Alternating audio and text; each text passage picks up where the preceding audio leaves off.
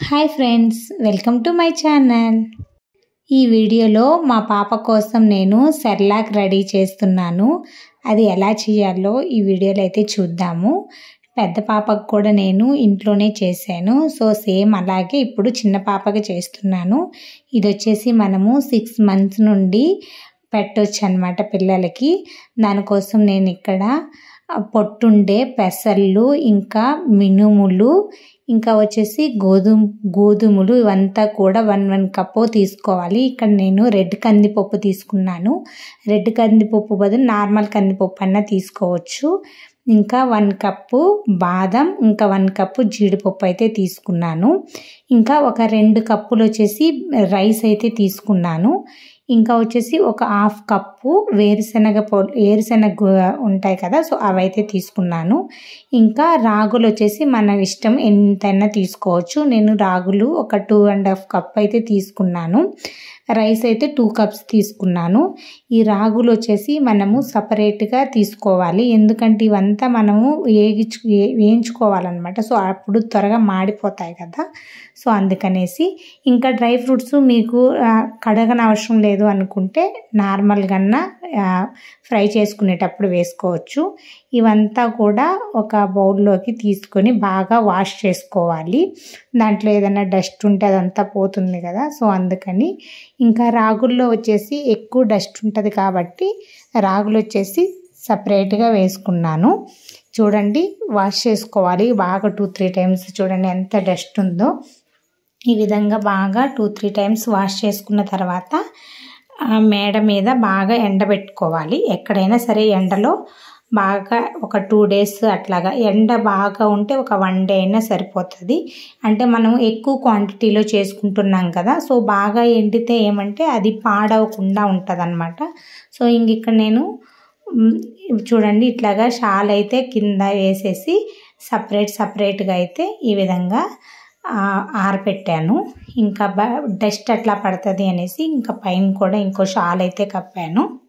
ఇది వచ్చేసి 6 months బేబీకి అయితే అంటే డేలో 1 time ఒక స్పూన్ పెడితే మంచిది. ఇంకా 9th month అట్లాగైతే 2 పూటలు పెట్టొచ్చు, అంటే పొద్దున ఇంకా సాయంకాలంగా కూడా పెట్టొచ్చు.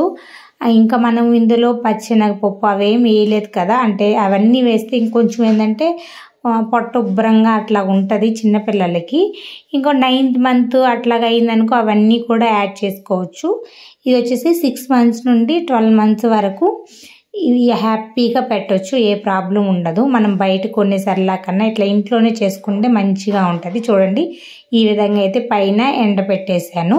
ఇలాగా ఒక 2 days ఎండిన తర్వాత సపరేట్గా ఇట్లా దోరగా సిమ్లోనే మంచిగా వేయించుకోవాలి.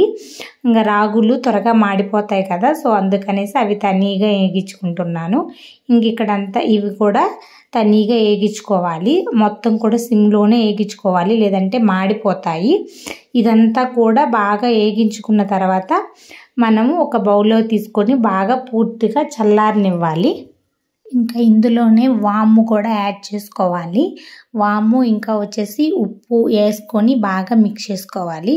ఇదంతా కూడా బాగా చల్లారిన తర్వాత మనము మెత్తగా మిషన్కి పట్టించుకోవాలి. మనం చాలా ఎక్కువ క్వాంటిటీలో తీసుకుంటున్నాను కాబట్టి డైరెక్ట్ మిషన్కి అయితే పట్టించుకున్నాను, లేదంటే మిక్సీకైనా వేసుకోవచ్చు. ఇప్పుడు ఇది మిశ్రమాన్ని అంతా కూడా మనము మంచిగా డబ్బాల్లో స్టోర్ చేసి పెట్టుకుంటే ఒక 2 months అయితే ఈజీగా వచ్చేస్తుంది.